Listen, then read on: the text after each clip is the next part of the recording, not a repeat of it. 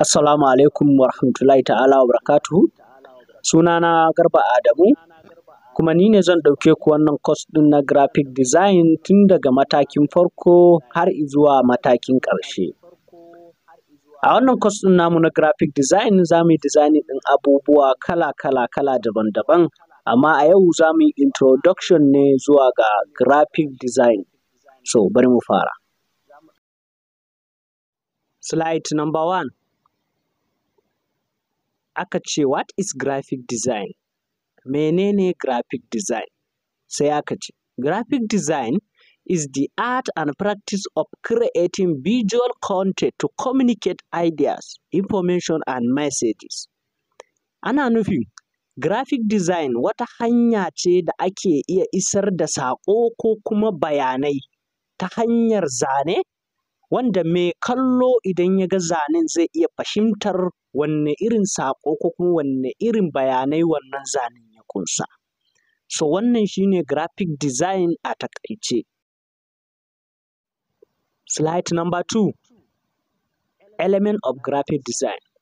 Graphic design yana da wasu element guda 4 da ake amfani da su domin ƙawata wannan design ɗin ya burge masu kallo. A cikin element ɗin na farko akwai typography. Typography aka ce the art and techniques of arranging types. Wannan irin types shi ne aka ce letters, numbers and symbols. Saboda me ake amfani da aka ce to make written language readable and visual appeal. Ana amfani da typography ne saboda arranging, a daidaita harufa, nambobi da kuma symbols wanda ake amfani da su a graphic design, saboda shi mai karatu ya karanta shi cikin kwanciyar hankali da nutsuwa, sannan ya iya karanta shi ba ka zo ka caccakuɗa numbers da symbols dai duk a guri ɗaya ba, abin da ake nufi da typography kenan. Slide number 3. Aka ce har yanzu muna element of graphic design. Number 2 aka ce color. The color aka ce the uses of color to evoke emotion, create inherent and establish brand identity. So anan ana nufi ana amfani da colors ne a graphic design. So akwai color psychology. Za mu zo mu yi color psychology ta yadda za ka gane kowanne kalan design akwai color da ya kamata ka sa masa. So wannan za mu zo mu yi color psychology a gaba bayan wannan introduction ɗin, ina ga shi ne lecture mu na 2. Slide number 4. Imagery.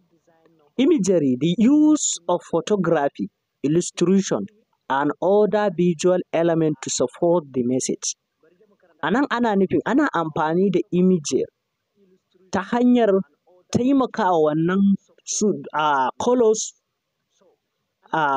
typography da sauran elements ɗin da muka faɗa a baya ne, yana taimaka musu ne wajen isar da saƙon da ake so a isar.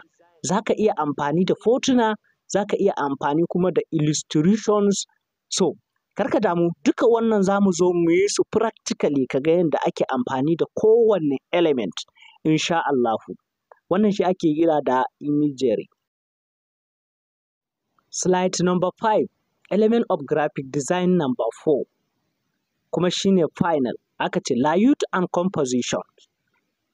Layout and composition, the arrangement of these elements on a page or screen to create a visually pleasing and effective designs. So wannan element guda 3 da muka yi bayanin su a baya.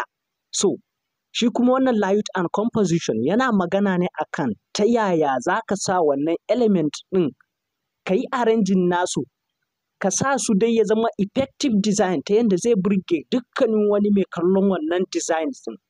Kaga abu in yana burge mutum kenan saƙon da kake so ka isar kuma zai isa properly, babu kenan wani gap da zai shiga tsakani. So shi ne ake nufi da layout and compositions.